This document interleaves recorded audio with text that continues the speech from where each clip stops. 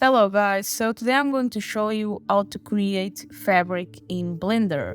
Okay, so let's start. I have in here my little scene. If you want to have access to this scene, please consider buying it on my Gumroad. I will leave the link in the description, as well as my other products that I have in there. It would help me a lot and it would help me to proceed my dream. Okay, so let's start.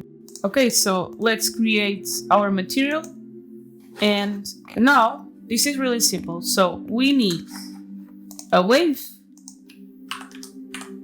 texture. Let's Control Shift left click so we can preview this node. Okay, now we can see there is some lines in here.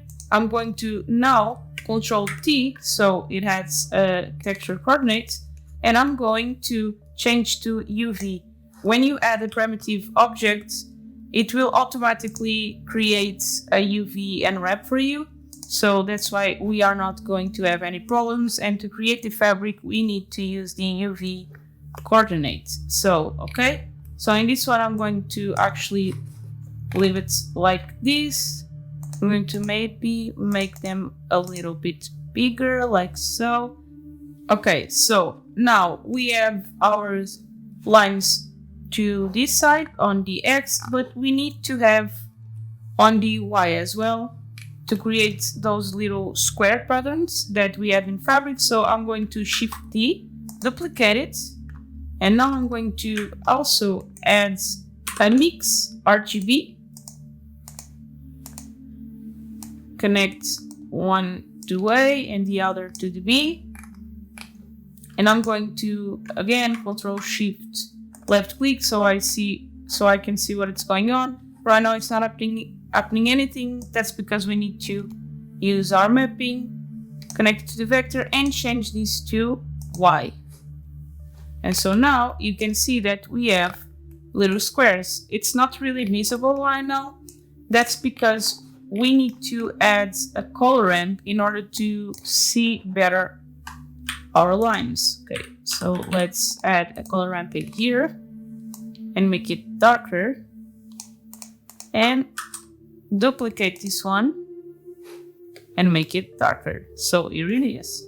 This is good if you are looking to do a picnic towel, for example, but I don't want that. I want to look like fabric. So I'm going to actually change both of these values at the same time.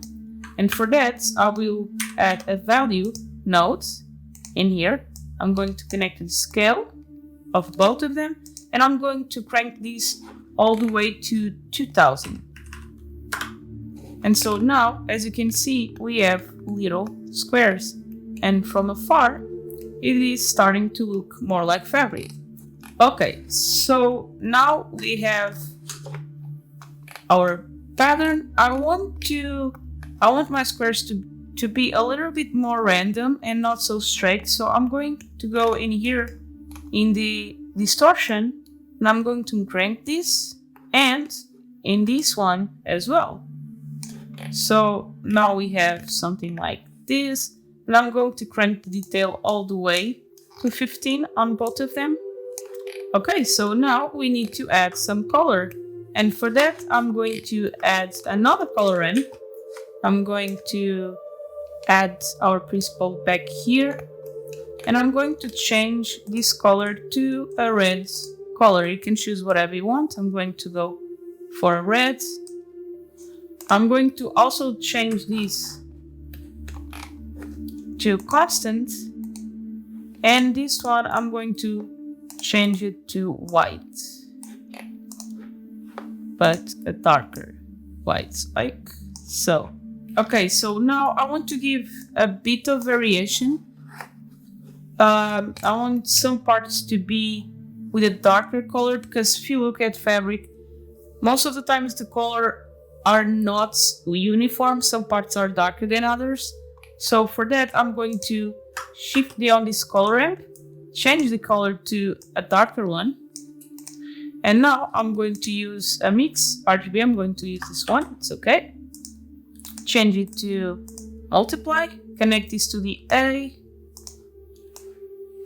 and this to B, and the results to the base color. And now we have a perfect mix in both of them. To change that, I'm going to use a noise texture, connect it to the fact, and use the vector from here and connect it here. Sorry, you notice it's not going to connect in here, it's actually going to connect into the vector. So we can actually control where it goes, one and the other. And for now, I'm going to Control Shift left click so I can see the noise. Right now, this is real small. I want them to be a bit bigger.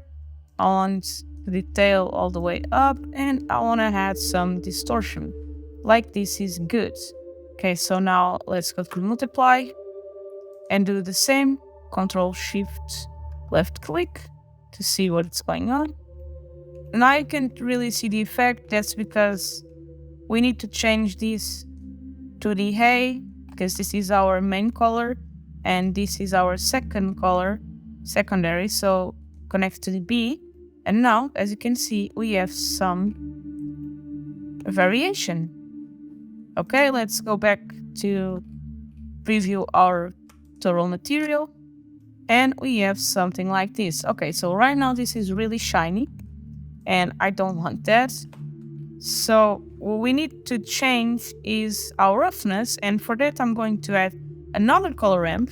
So Control A, color ramp, connect the color ramp to our roughness, and use the mix to control our new color ramp, this mix that we created in the beginning.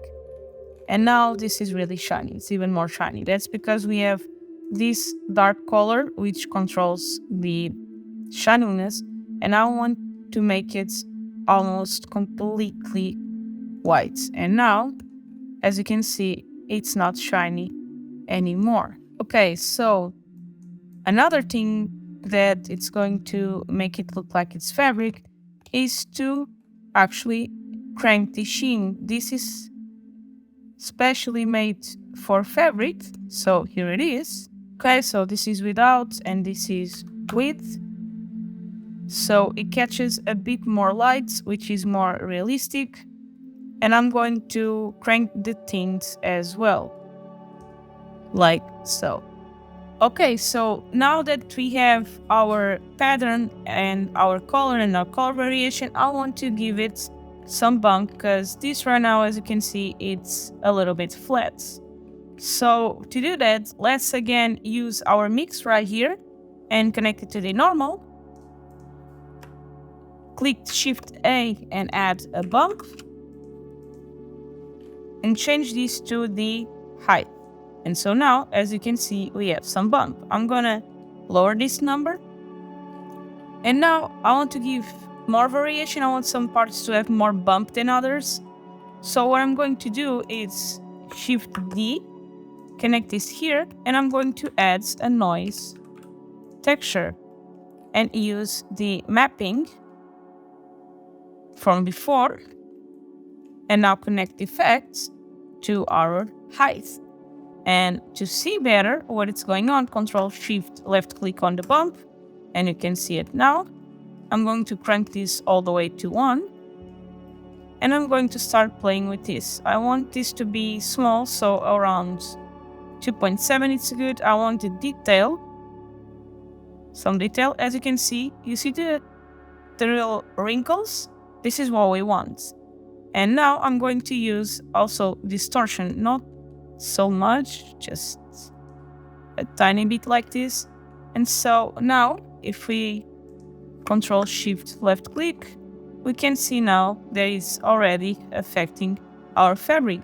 And I want to add one less detail to our bump, so Shift D, and I want to use another noise texture, but this time I want the noise to be smaller. So let's connect again to the height. Let's preview this one, Control Shift left click. It's the same right now, but I want this with a lot of details, so something like this. Right now it's too strong, obviously. I'm going to lower the detail. Something like so. And now I'm going to preview in here. And this is a bit too much for me, so I'm going to lower the strength. I'm going to lower the strength in here as well. And so now we have our bump. Okay. Yeah, this is it. I hope you liked it, guys. As you can see, this is procedural, so you can change the noise according to what you want. And the color, please consider to buy this scene on my Gumroads and my other scenes as well. It's really cheap and it would help me a lot. And yeah, I hope you liked it. Please give a like, subscribe, and I'll see you next week.